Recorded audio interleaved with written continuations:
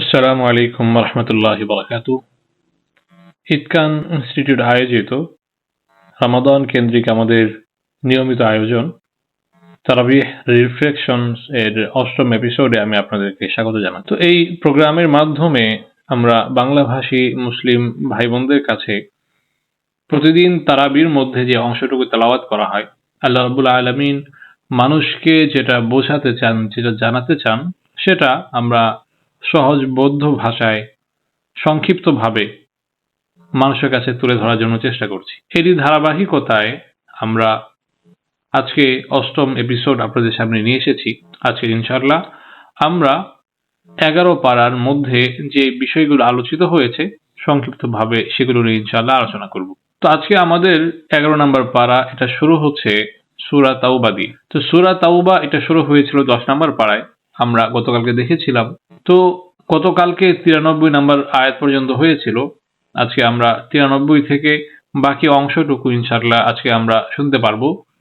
এরপরে সূরা ইউনুস শুরু হবে এবং এই সূরা ইউনুস পুরোটাই শেষ হবে ইনশাআল্লাহ। এরপরে একেবারে শেষে গিয়ে আমরা সূরা হুদ পাবো অল্প একটু পরিমাণ, মাত্র ৫ আয়াত আজকে ইনশাআল্লাহ আমরা নামাজের মধ্যে শুনতে পাবো। তো আমরা যদি আজকে যেই শুরুতে যে বিষয়টি নিয়ে আলোচনা করা হয়েছে সেদিকে যদি আমরা লক্ষ্য করি, তাহলে আমরা দেখতে পাবো যে গতকালকে যে হুনাইনের যুদ্ধের কথা আমরা বলেছিলাম, ওই হুনাইনের যুদ্ধের একটা অংশের ব্যাপারে আল্লাহ রাব্বুল আলামিন আমাদেরকে তিনি মনোযোগী হতে বলছেন। ইয়াতাযিরুনা ইলাইকুম ইযা রাজাতুম ইলাইহি। আল্লাহ বলছেন যে এই হুনাইনের যুদ্ধে যারা মুনাফিক ছিল তারা যুদ্ধের মধ্যে যেতে চায়নি, তারা জিহাদে অংশগ্রহণ করতে চায়নি। কারণ সেই সময়টা ছিল ফসল পাকার মৌসুম। এই সময়টার মধ্যেই মানুষ তাদের বাৎসরিক খরচের বড় অংশ এখান থেকে তারা উপার্জন করত। সেই কারণে এই হুনাইনের যুদ্ধের সময়ে মুসলমানদের জন্য জিহাদে বের হওয়া এটা অত্যন্ত কোরবানির বিষয় ছিল।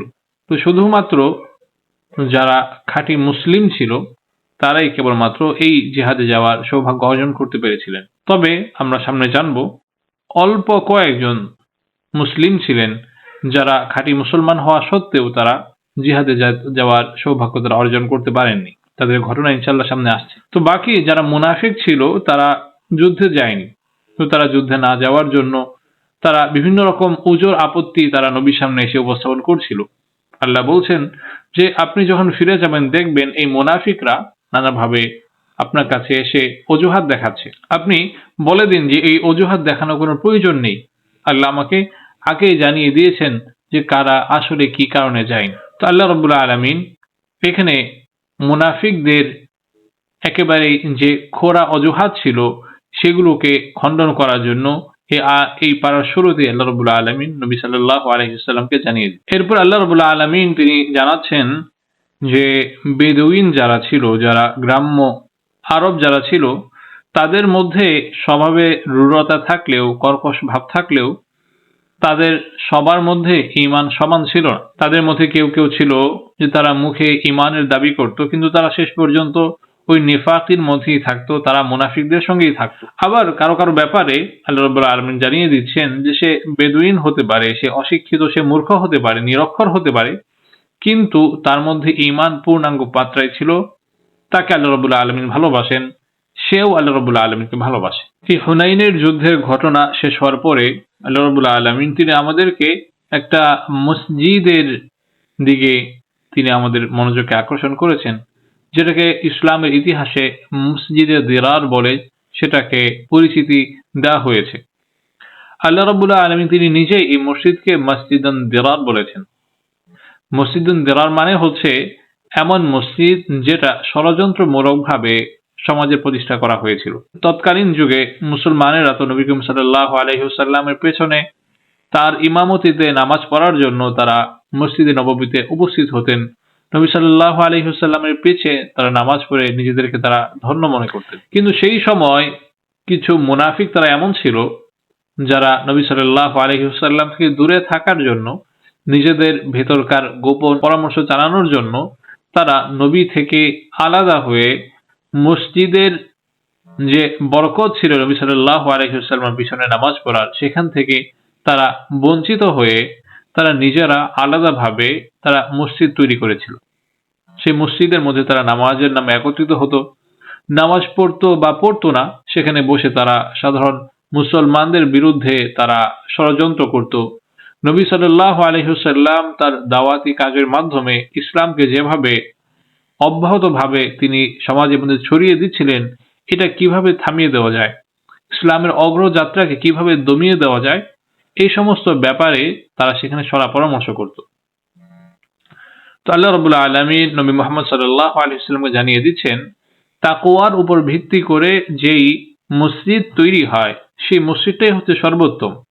আর যে মসজিদকে তৈরি করা হয় চক্রান্তের জন্য, ষড়যন্ত্রের জন্য, ইসলামের বিরুদ্ধে ব্যবহার করার জন্য, সেটা নামে মসজিদ হলেও সেটা আসলে মসজিদ না, সেটা হচ্ছে একটা ষড়যন্ত্রের আড্ডাখানা। তো এখান থেকে আমাদের একটা খুব গুরুত্বপূর্ণ শিক্ষা নেওয়ার আছে, সেটা হচ্ছে যে কোনো ভবনের নাম, কোনো একটা বিল্ডিং এর নাম এটা ইসলাম না। আমরা একটা ঘর নির্মাণ করে সেটাকে মসজিদ নাম দিতে পারি, সেটাকে আমরা মাদ্রাসা নাম দিতে পারি, সেটাকে আমরা দরগাহ বা খানকাহ আমরা নাম দিতে পারি, কিন্তু আল্লাহ রাব্বুল আলামিন বলছেন যে নামে আসলে কিছু যায় আসে না, উদ্দেশ্য কি সেটা আমাদেরকে দেখতে হবে। কেউ যদি মসজিদের নামে যদি কেউ এরকম ষড়যন্ত্রমূলক কোনো কিছুও করে, মসজিদের চাইতে বড় সম্মানিত কিছু তো নেই, আল্লাহ বলছেন সেটাও আল্লাহ তাআলার কাছে ভালো কোনো কিছু না, সেটা ইসলামের জন্য কল্যাণকর কোনো কিছু বয়ে নিয়ে আসবে না। এগুলোর জন্য হুকুম হচ্ছে আল্লাহ রাব্বুল আলামিন জানিয়ে দিচ্ছেন, নবী সাল্লাল্লাহু আলাইহি ওয়াসাল্লাম যেমনটা তিনি করে দেখিয়েছেন যে এই ধরনের ঘরকে, এই ধরনের প্রতিষ্ঠান যারা নামে ভালো হলেও শেষ পর্যন্ত ইসলামের বিরুদ্ধে, মুসলমানদের বিরুদ্ধে কাজ করে, সেগুলোকে নিশ্চিহ্ন করে দিতে হবে, সেগুলোকে ধ্বংস করে ফেলতে হবে। তো এই মসজিদে দিরারের ঘটনা শেষ হওয়ার পরে আল্লাহ রাব্বুল আলামিন মুসলমানদের সাথে আল্লাহর হওয়া একটা চুক্তির কথা, একটা প্রতিশ্রুতির কথা তিনি স্মরণ করিয়ে দিচ্ছেন। ইন্নাল্লাহা আশতারা মিনাল মুমিনিনা আনফুসাহুম ওয়া আমওয়ালাহুম বিআন্না লাহুমুল জান্নাহ ইউকাতিলুনা ফি সাবিলিল্লাহ ফায়াকতুলুন ওয়া ইউকতালুন। এখানে আল্লাহ রাব্বুল আলামিন আমাদেরকে জানিয়ে দিচ্ছেন, যেমনটা আমরা 111 নম্বর আয়াতের মধ্যে পাই সূরা তাওবার, আল্লাহ তাআলা তো আসলে মুমিনদের জান এবং মাল সবকিছু কিনে নিয়েছেন। মুমিনদের হাতে এখন আর কিছু নেই, সবকিছু মালিকানা আল্লাহর কাছেই রয়ে গিয়েছে। মুসলমানরা এখন আল্লাহর কাছে সবকিছুকে বেচে দেওয়ার কারণে, আল্লাহর কাছে সবকিছুকে সঁপে দেওয়ার কারণে আল্লাহর রাস্তায় তারা লড়াই করবে, আল্লাহর রাস্তায় তারা জিহাদ করবে, যুদ্ধ করবে, নিজেদের প্রাণকে তারা বিলিয়ে দিবে এবং আল্লাহর শত্রু যারা আছে তাদের প্রাণকে বধ করবে। আল্লাহ রাব্বুল আলামিন বলছেন এখানে তাদেরকে বিনিময় হিসেবে আল্লাহ রাব্বুল আলামিন তাদেরকে জান্নাত দান করবেন। তো আমরা যারা মুমিন আছি, আমরা যারা মুসলমান আছি, আমাদের সাথে আল্লাহর এটা ওয়াদা হয়ে আছে, আমরা যদি আল্লাহর জন্য, আল্লাহর পথে সঠিকভাবে আমরা যদি লড়াই করি, ইসলামকে সমুন্নত করার জন্য, ইসলামকে বুলন্দ করার জন্য, ইসলামকে প্রতিষ্ঠা করার জন্য হক ভাবে আমরা যদি আল্লাহর পথে যদি কাজ করি, আমাদের জীবনকে যদি আমরা কোরবানি করে দিই, তো আল্লাহ রাব্বুল আলামিন বলছেন এর জন্য আল্লাহর পক্ষ থেকে ওয়াদান আলাইহি হাক্কা, আল্লাহর পক্ষ থেকে এখানে নিশ্চিত ওয়াদা রয়েছে, আল্লাহ রাব্বুল আলামিন আমাদেরকে এর বিনিময়ে জান্নাত দান করবে। এর পরবর্তীতে আল্লাহ রাব্বুল আলামিন আমাদেরকে সামাজিকতার ক্ষেত্রে একটা মূলনীতি শিখিয়ে দিচ্ছেন, ইয়া আইয়ুহাল্লাযীনা আমানুত্তাকুল্লাহা ওয়া কুনু মা'আস সাদিকিন। 119 নম্বর আয়াতের মধ্যে আমরা পাই আল্লাহ বলছেন, মুমিন তোমরা আল্লাহর কাছে তওবা করো এবং তোমরা সাদিকিন যারা আছে, যারা সত্যবাদী যারা আছে, সৎ কর্মশীল যারা আছে, ভালো মানুষ যারা আছে, তাদের সাথে তোমরা সবসময় উঠা বসা করো। যে কোনো মানুষ যার মধ্যে ঈমান নেই বা ঈমান থাকলেও আমল নেই বা আমল থাকলেও তার মধ্যে নিফাক দিয়ে ভরা আছে, তার মধ্যে অনেক বেশি পরিমাণে আল্লাহর নাফরমানি আছে, যার কাছে গেলে আল্লাহ থেকে তুমি দূরে সরে যাও, রাসূল সাল্লাল্লাহু আলাইহি ওয়াসাল্লামের সুন্নতকে তুমি বিস্মৃত হয়ে যাও, তুমি ইসলামের পথের দিকে আর এগোতে পারো না, তুমি পিছিয়ে যাও বারবার, আল্লাহ রাব্বুল আলামিন বলছেন এই সমস্ত ব্যক্তি থেকে তোমাদেরকে দূরে থাকতে হবে।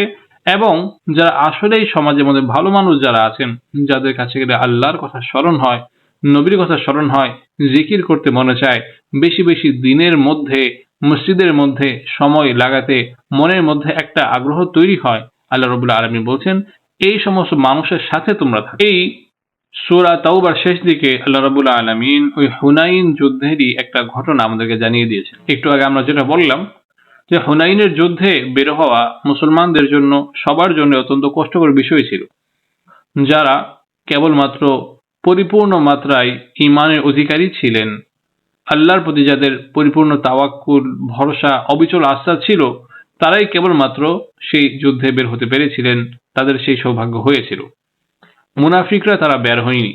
তবে 3 জন খাঁটি মুসলিম যে কোনো কারণে তারা বাদ রয়ে গিয়েছিলেন, তারা সেই মুসলিম সেনা দলের সাথে তারা হুনাইনের যুদ্ধে যেতে পারেনি। তো তারা যখন ফিরে এসেছিলেন, তো তাদের সাথে আল্লাহ রাব্বুল আলামিন ব্যতিক্রম কিছু ব্যবহার করেছিলেন। মুনাফিক যারা ছিল, তারা যখন তাদের খোরা অজুহাতগুলো নবীর সামনে এসে দেখাচ্ছিল, নবী সাল্লাল্লাহু আলাইহি ওয়াসাল্লাম হাসি মুখে সেগুলোকে মেনে নিচ্ছিলেন, কারণ তিনি জানেন এখানে বাস্তবতা কি ছিল। কিন্তু সেই পাক্কা 3 জন মুসলমান তারা যখন নবী সাল্লাল্লাহু আলাইহি ওয়াসাল্লামের কাছে এসেছিল, নবী সাল্লাল্লাহু আলাইহি ওয়াসাল্লাম তাদের উযরকে গ্রহণ করেননি, বরং আল্লাহ রাব্বুল আলামিন তাদের ব্যাপারে ভিন্ন ফয়সালা করে রেখেছিলেন।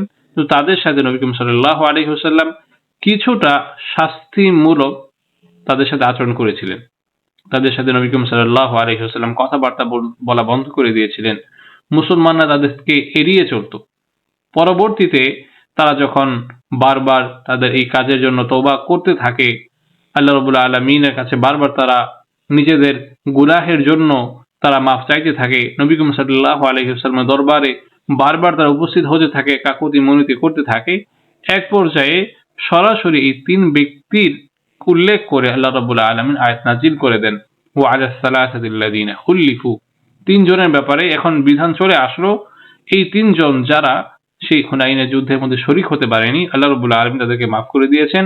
মুসলমানরা তারাও যেন তাদের সেই 3 ভাইকে আপন করে নেয়, তারা যেন আগের মতো তাদের সাথে সদ্ভাবের সাথে চলাচল করে এবং আন্তরিকতার সাথে তারা যেন একসাথে মিলেমিশে থাকে। এইভাবে যখন আস্তে আস্তে বিভিন্ন আলোচনার মাধ্যমে সূরা তাওবা শেষ হয়ে যায়, তখন আমরা সূরা ইউনুস পাই।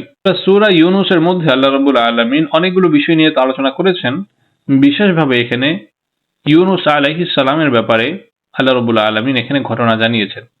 ইউনুস আলাইহিস সালাম তিনি কিভাবে তার কওম থেকে দূরে চলে গিয়েছিলেন, কিভাবে তিনি ফিরে আসলেন, কিভাবে তার কওমের লোকেরা তাদের উপর আযাব ঘনিয়ে আসার পরে শেষ মুহূর্তে তারা তওবা করে তারা গুনাহের দরজা থেকে ফিরে আসে, আল্লাহর দিকে তারা মনোযোগী হয়, কিভাবে তারা আযাব থেকে বেঁচে যায়, এই ব্যাপারে আল্লাহ রাব্বুল আলামিন বিশেষভাবে এখানে আলোচনা করেছেন। তো যেহেতু এই সূরার মধ্যে ইউনুস আলাইহিস সালামের ঘটনা আমরা বিশেষভাবে উল্লেখ হতে দেখি, এই জন্য পুরো সূরাকে সূরা ইউনুস বলা হয়। তো এই সূরা ইউনুসের শুরুতেই আল্লাহ রাব্বুল আলামিন আলিফ লাম র এই 3টি অক্ষর নিয়ে এসেছেন, যেটার ব্যাপারে আমরা আগেও বলে এসেছিলাম যে এ ধরনের বিচ্ছিন্ন হরফ মিলে যে সমস্ত সূরার আমরা সূচনা দেখতে পাই, যেমন আলিফ লাম মিম, হা মিম, আলিফ লাম র, সাদ, নুন, কফ, ইয়াসিন, এরকম আরো যে সমস্ত আমরা সূরার শুরুতে এরকম বিচ্ছিন্ন কিছু অক্ষর দেখতে পাই, এগুলোকে আরবিতে আল হুরুফুল মুকাত্তাআত বলা হয়।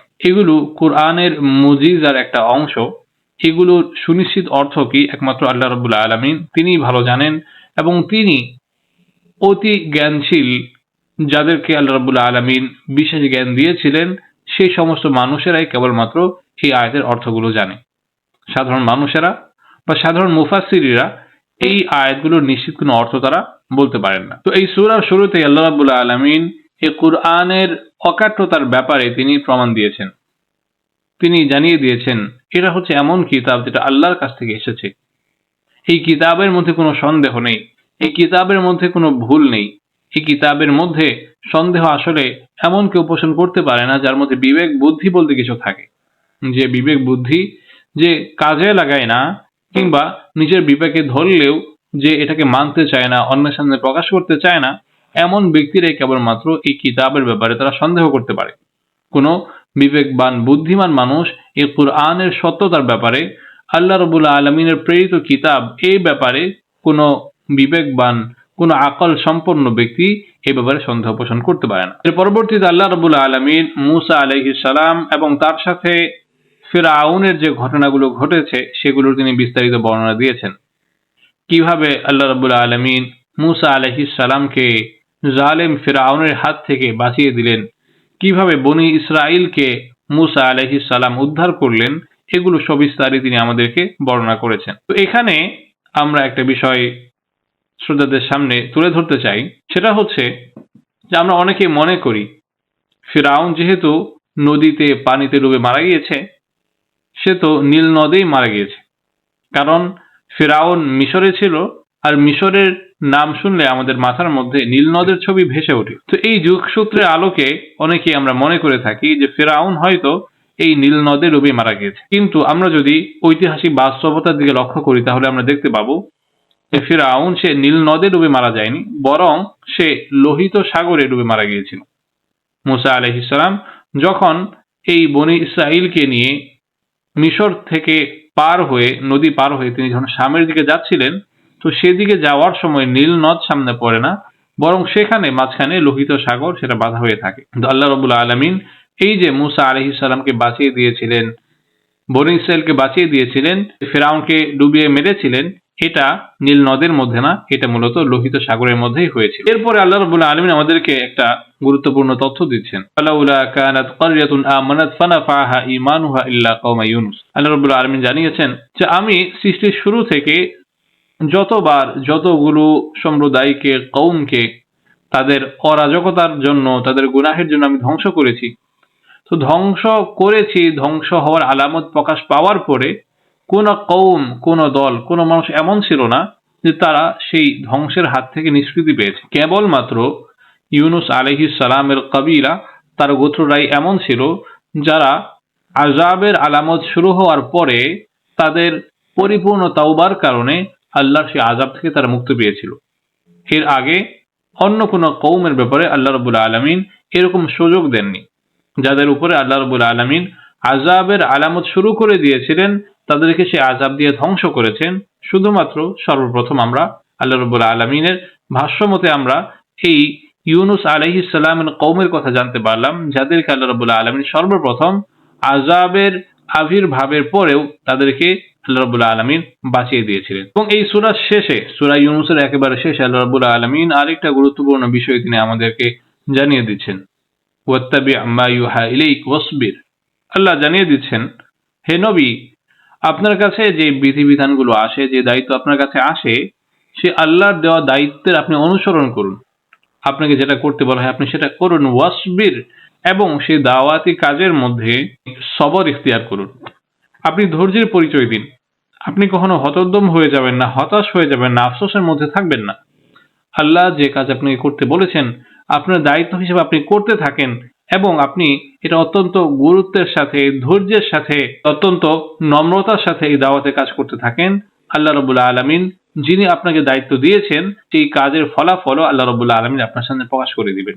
তো সেখান থেকে আমাদের সাধারণ মুসলমানদের, আমরা যারা দাওয়াতের কাজ করি, আমাদের জন্য ওই বিষয়টা খুব গুরুত্ব দিয়ে শেখার আছে। তো দাওয়াতের কাজের মধ্যে আসলে এখানে খুব অধৈর্য হওয়ার কিছু নেই।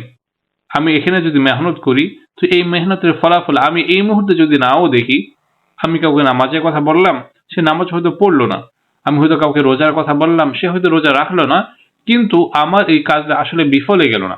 আজ না হোক কাল, এই ব্যক্তি না হোক অন্য কোনো ব্যক্তি, শেষ পর্যন্ত কোনো কিছু না হলে আমি আমার এই দাওয়াতের ফলাফল কালকে আমাদের দিনে অবশ্যই পাবো। আল্লাহ রাব্বুল আলামিনের কাছে আমরা অবশ্যই আশা রাখতে পারি। এভাবে বিভিন্ন বিষয়ের আলোচনা করতে করতে যখন এই সূরা ইউনুস শেষ হয়ে যায়, তখন আমরা সূরা হুদ দেখতে পাই। এই সূরা হুদের মধ্যেও আসলে অনেকগুলো বিষয় নিয়ে আলোচনা করা হয়েছে, কিন্তু যেহেতু হুদ আলাইহিস সালামের ঘটনা বিশেষভাবে উল্লেখ করা হয়েছে, এজন্য এই পুরো সূরার নাম সূরা হুদ দেয়া হয়েছে। এই সূরার শুরুতেই আমরা অল্প কিছু আয়াত আজকের এই তারাবির মধ্যে পাবো। মাত্র 5টি আয়াত আজকে আমরা শুনতে পাবো ইনশাআল্লাহ। তো এই আয়াতের মাঝখানে আল্লাহ রাব্বুল আলামিন একটা চমৎকার বিষয় তিনি আমাদেরকে জানিয়ে দিয়েছেন, ওয়ানিস্তাগফিরু রাব্বাকুম সুম্মা তুবু ইলাইহি ইউমাত্তিউকুম মাতাআন হাসানান ইলা আজরিন মুসাম্মা। আল্লাহ বলছেন, তোমরা যদি তওবা করো, তোমরা যদি আল্লাহর কাছে মাফ চাও, তো তোমাদের এই তওবা করার কারণে, মাফ চাওয়ার কারণে আল্লাহ তো খুশি হবেন, এবং সেই খুশি হয়ে তিনি যে তোমাদের সমস্ত গুনাহকে মাফ করে দিবেন, শুধু তাই না, তোমাদের সেই তাওবার ফলাফল যে তোমরা শুধুমাত্র আখিরাতেই পাবে তা না, ইউমাত্তিউকুম মাতাআন হাসানা, এই দুনিয়াতেই আল্লাহ রাব্বুল আলামিন সেই ইস্তিগফারের, সেই তাওবার ফলাফল তোমাদেরকে দিয়ে দিবেন। এজন্য উলামায়ে কেরাম বলে থাকেন, আমরা যখন কোনো বিপদের মধ্যে থাকি, কোনো পেরেশানির মধ্যে থাকি, তখন আমরা যেন বেশি থেকে বেশি ইস্তিগফার করি। কারণ আল্লাহ তিনি নিচেই বলে দিয়েছেন, এই সূরা হুদের 3 নম্বর আয়াতের মধ্যে যে তোমরা যদি বেশি থেকে বেশি তওবা করো, ইস্তিগফার করো, তাহলে আমি নিজেই তোমাদেরকে নানা রকম নেয়ামত দিব, তোমাদেরকে আমি সচ্ছলতা দিব, নানাভাবে আমি তোমাদেরকে পেরেশানি থেকে দূর করে দিব। তো আল্লাহ রাব্বুল আলামিন আমাদের সবাইকে এই কুরআনের রহমত এবং বরকত, এই রমজানের ফয়েজ ও বরকত আমাদেরকে গ্রহণ করার জন্য তৌফিক দান করুন। এই রমজানের মধ্যে আমরা যে আমলগুলো করছি আরো বেশি করে, আরো সুন্দর করে, আরো সুষ্ঠুভাবে সেগুলোকে আমল করতে তৌফিক দান করুন, এবং এই রমজানের মধ্যে আমরা যেন আমাদের সমস্ত গুনাহকে মাফ করে আল্লাহকে রাজি খুশি করে এই রমজান যেন শেষ করতে পারি, সেই তৌফিক আল্লাহ রাব্বুল আলামিন আমাদেরকে দান করুন। আসসালামু আলাইকুম ওয়া রাহমাতুল্লাহি ওয়া বারাকাতুহু।